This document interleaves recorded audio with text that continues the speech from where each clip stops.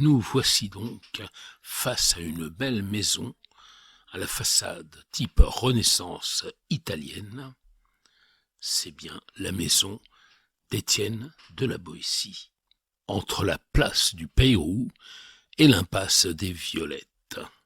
C'est bien là que l'ami de Michel de Montaigne est né en 1530, quelques années après la construction de cette maison. La maison reprend la disposition des maisons patriciennes classiques.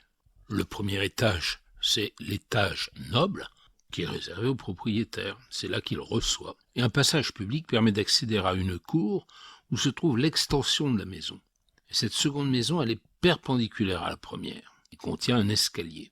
À l'intérieur, la maison n'a pas conservé grand-chose de la maison initiale, mais une cheminée Renaissance, et on va trouver la chambre d'Étienne, avec une particularité très étonnante, c'est que la pièce a été recouverte d'un écrit sur la totalité des murs, et cet écrit, c'est tout simplement le texte du discours de la servitude volontaire, une fresque réalisée par un artiste contemporain, Arnaud Fabre, en 2010. Mais revenons à l'architecture de la maison, car la particularité que l'on remarque bien, c'est le rez-de-chaussée, qui pouvait être public et destiné à abriter une échoppe.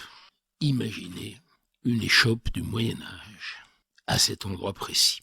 Et qu'est-ce que c'était qu'une échoppe au Moyen-Âge ?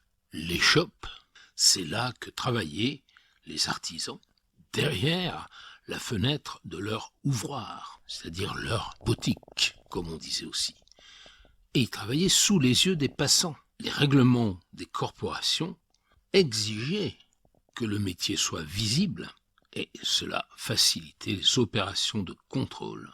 Et les futurs clients pouvaient constater de visu la qualité de l'œuvre. Le maître, disait-on, ne peut faire par exemple un habit qu'à la vue du peuple. Les échoppes sont bordées de larges bancs de pierre ou de bois. Ce sont les banches, ou tréteaux, ou dressoirs, à usage commercial. Vous imaginez les marchandises exposées pour la vente, mais aussi pour la poussière.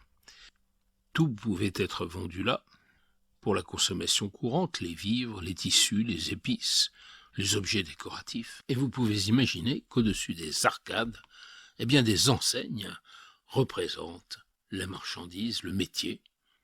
Mais revenons à Étienne de la Boétie. Mais qui est Étienne de la Boétie ? Il est un écrivain humaniste et aussi un poète. Et il est surtout célèbre pour son discours de la servitude volontaire et du fait aussi qu'à partir de 1558, il fut l'ami intime de Montaigne, qui lui rendit un hommage posthume dans ses essais.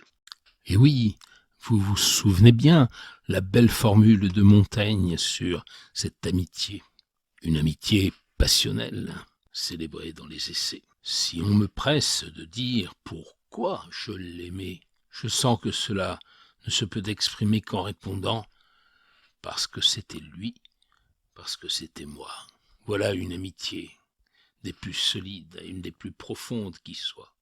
Et nous nous en souvenons maintenant, chaque fois que l'on veut prendre un modèle des amitiés véritables. Malheureusement, cette amitié n'a duré que les 4 dernières années de la vie de la Boétie.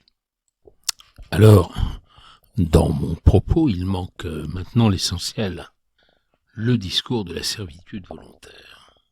Quelle est sa signification ? Eh bien, c'est une réflexion profonde sur la question « Comment se fait-il que l'on accepte de se soumettre ?»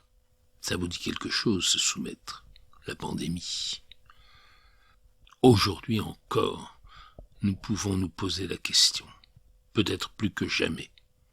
Étienne de la Boétie nous dit que c'est vain de rejeter la faute sur des oppresseurs de tout poil qui nous écraseraient à notre corps défendant. C'est les asservis qui sont concernés par le penseur humaniste. pour interroger cet étrange, dirais-je, plaisir de la soumission achetée au prix de notre liberté. Et pourtant, cela ne devrait pas être une fatalité. Si en nous s'enracine la tyrannie, il faut scruter nos désirs les plus obscurs, la part d'ombre, pour la déloger. On peut dire en une formule, ce n'est pas le pouvoir qui crée l'obéissance, mais l'obéissance qui crée le pouvoir. Le contraire de ce que l'on prétend habituellement. Aujourd'hui, des penseurs, des philosophes se penchent sur les nouvelles formes de la domination, sous l'angle économique, sous l'angle technologique, comme Miguel Benassayag. Et ils nous proposent quelques pistes pour s'en libérer.